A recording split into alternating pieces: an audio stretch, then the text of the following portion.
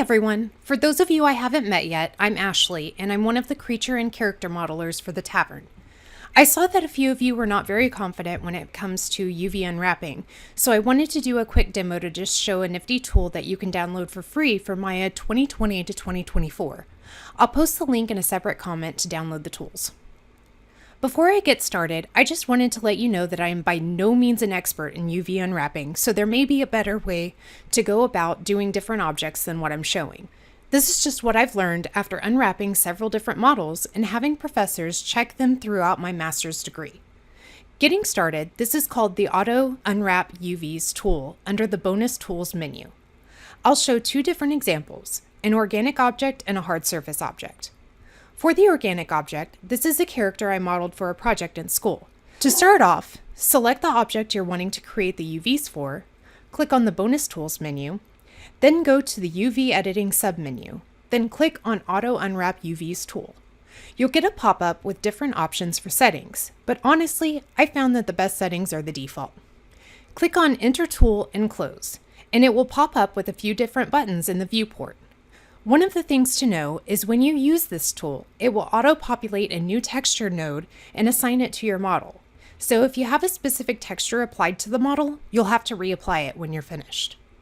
When it comes to UV mapping organic models, you want to have the most detailed areas in a UV shell on their own. For instance, the face. You'll want to cut the face, arms, legs, hands, feet, and torso into different shells. Keep in mind that this is for films and TV. In video games, they typically like to keep the UVs in one piece because they want to keep the textures as small as possible for optimization. For films, however, typically you need more detailed textures for close-ups, which means larger UV shells. To get started, select the edges you want to be the borders of your UV shell. Once you've selected them, click Add Borders. One thing to note is if your model is perfectly symmetrical, you can turn on symmetry to make this process quicker and easier. You can do this by holding down W and left-clicking, hovering over the symmetry option, then checking the box next to symmetry.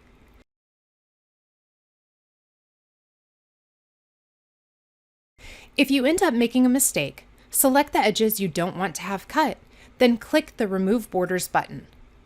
Continue to do this until you've created all the borders you want for your UV shells. Once you've selected all your edges, be sure to double check to make sure you're not missing any edges. Click Continue. This will auto-populate your UV shells in the UV editor. To get to the UV editor, click the UV menu at the top and then click UV Editor. As you can see, this tool does a decent job at unwrapping and laying out your UVs, but it's definitely not perfect. The first thing you need to do before editing your UV shells is to turn off symmetry if you had it on, so you can select each individual shell.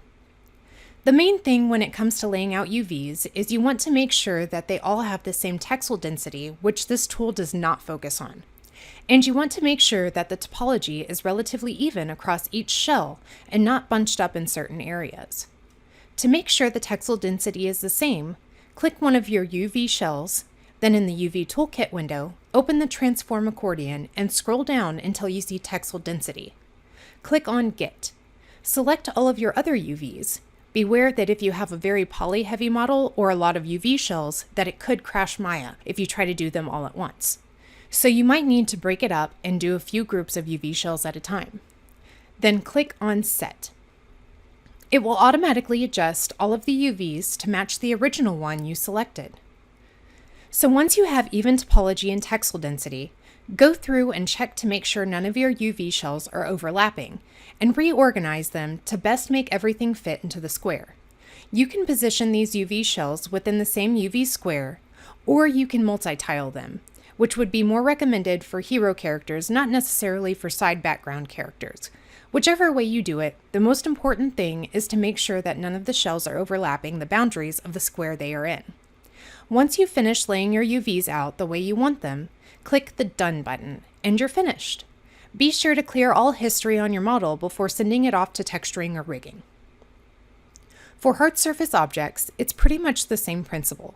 I've brought in this wagon that I made for my thesis, and just to make things easier for myself and quicker for you guys, I'll just focus on the wheel.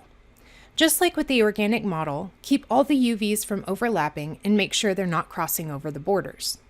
There are lots of different ways to create UV shells for hard surface items, so if you're unsure of the best way to cut them, feel free to ask. Just cut your edges like we did for the previous model. Hit continue. Make sure your shells all have the same textile density. Arrange them to where they are better positioned, usually lining up the straight edges with either the U or V axis.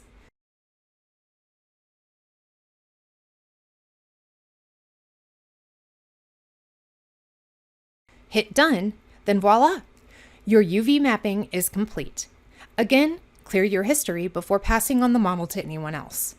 Like I said earlier, I am by no means an expert, but I hope this will help you with your future models.